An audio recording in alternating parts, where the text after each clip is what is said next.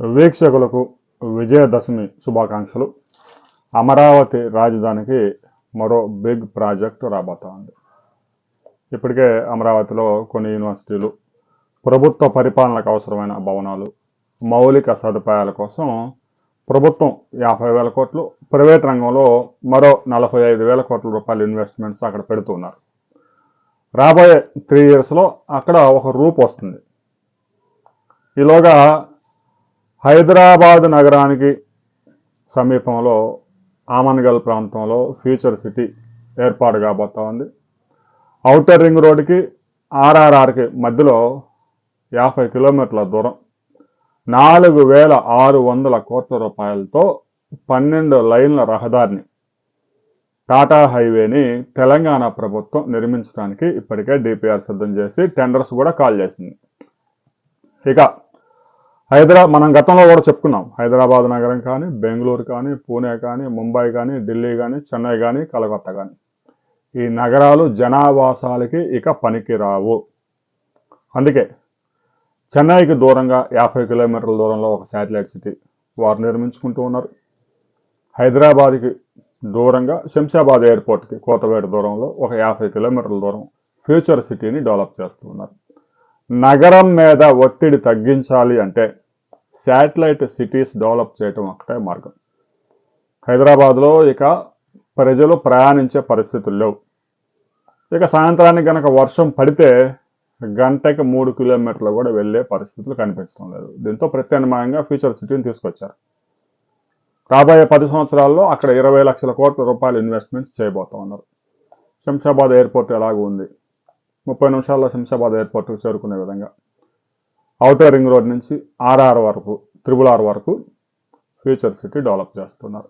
ఇక future city నుంచి ఉమ్మడి నల్గొండ జిల్లాలోని మిర్యాలగూడ మీదుగా అమరావతి రాజధానిని కనెక్ట్ చేసుకుంటూ బందర్ పోర్ట్ వరకు 12 లైన్ల గ్రీన్ ఫీల్డ్ హైవే రాబోతా ఉంది. దీని గురించి మనం గతంలోనే ఒక వీడియో చేసుకున్నాం.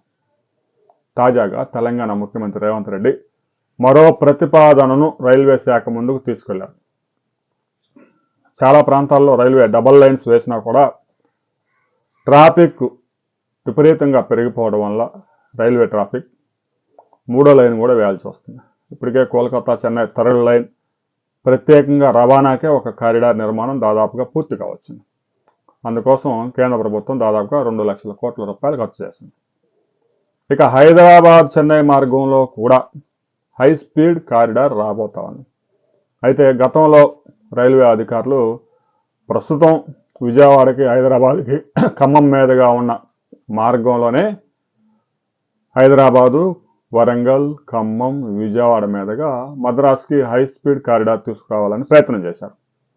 ముఖ్యమంత్రి రేవంత్ రెడ్డి, తెలంగాణ ముఖ్యమంత్రి రేవంత్ రెడ్డి అధికారులకి ఒక ఆదేశాలు జారీ చేశారు.